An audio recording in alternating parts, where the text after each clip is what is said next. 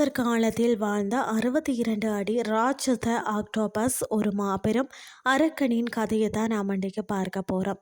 டைனோசர்கள் வாழ்ந்த காலகட்டத்தில் நிலத்தடி எப்படி ராட்சத மிருகங்கள் வாழ்ந்தனவோ அதே போல தான் கடலுக்கு அடியிலேயும் பல விசித்திரமான உயிரினங்கள் அரசாட்சி செய்துள்ளன. இதுவரை கடலில் முதுகெலும்பு உள்ள பெரிய விலங்குகள் மட்டுமே ராஜாவாக இருந்தன என்றுதான் அறிவியலாளர்கள் நம்பி வந்தார்கள்.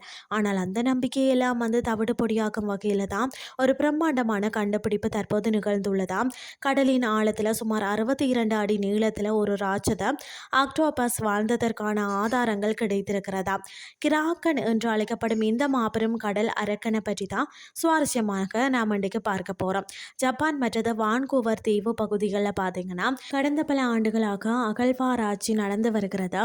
அங்கு கண்டுபிடிக்கப்பட்ட 27 பழமையான தாடை எலும்புகளை வச்சு தான் ஆராய்ச்சி செய்த போது தான் இந்த ராட்சத ஆக்டோபஸின் ரகசியம் உலகிற்கு தெரிய வந்தது. பொதுவாக ஆக்டோபஸ்களுக்கு ஓடுகள் போன்ற கடினமான உடல் அமைப்பு கிடையாது.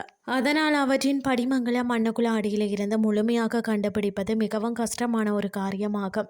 ஆனால் அதிநவீன தொழில்நுட்பத்தின் மூலம் அவற்றின் தாடைகளை மட்டும் வைத்து அவற்றின் முழு உருவத்தையும் கணக்கிட்டுள்ளார்கள். இவை பல கோடி ஆண்டுகளுக்கு இடைப்பட்ட காலத்தில் வாழ்ந்திருக்கலாம் என தெரிய வந்துள்ளது. இந்த ராட்சத ஆக்டோபஸ்கள் வரும் உருவத்தில் மட்டும் பெரியவை கிடையாது, மூளை வளர்ச்சியிலும் இவை மிகவும் கெட்டிக்காரர்களாக இருந்துள்ளன. கிட்டத்தட்ட தாடை எலும்புகளில் ஒரு பக்கம் மட்டுமே அதிக அளவில் தேய்மானம் அடைந்துள்ளது.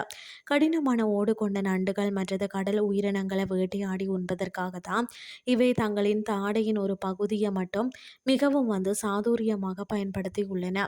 மனிதர்களை போல கையை பயன்படுத்தும் பழக்கமுள்ள இந்த சிறப்பம்சம் அவற்றின் அதீத புத்திசாலித்தனத்தை காட்டுகிறதா. தங்களின் இந்த அதிரடியான திறமையில தான் கடலின் உணவு சங்கிலியில இவை மிக உயர்ந்த இடத்துல இருந்துள்ளதா. இந்த புதிய கண்டுபிடிப்பு தான் அறிவியல் உலகில் பல புதிய விவாதங்களை கிளப்பியுள்ளது. இந்த ஆக்டோபஸ் சுமார் பார்த்தீங்கன்னா 19 மீட்டர் வரை வளர்ந்திருக்கும் என ஒரு தரப்பு விஞ்ஞானிகள் கூறுகிறார்கள். ஆனால் மற்ற சில வல்லுநர்கள் இது சற்று மிகைப்படுத்தப்பட்ட அளவாக இருக்கலாம் என்றும், இருந்தாலும் இது ஒரு மிகப்பெரிய வேட்டைக்கார விலங்கு என்பதில் எந்த சந்தேகமும் இல்லை என்றும் தெரிவிக்கின்றனர். ஆனாலும் எப்படி பார்த்தாலும் இதுவரை கண்டுபிடிக்கப்பட்ட முதுகெலும் பெற்ற உயிரினங்கள்லாம் இதுதான் மிகப்பெரியது என்ற பெருமையை இந்த ஆக்டோபஸ் தட்டி செல்கிறது.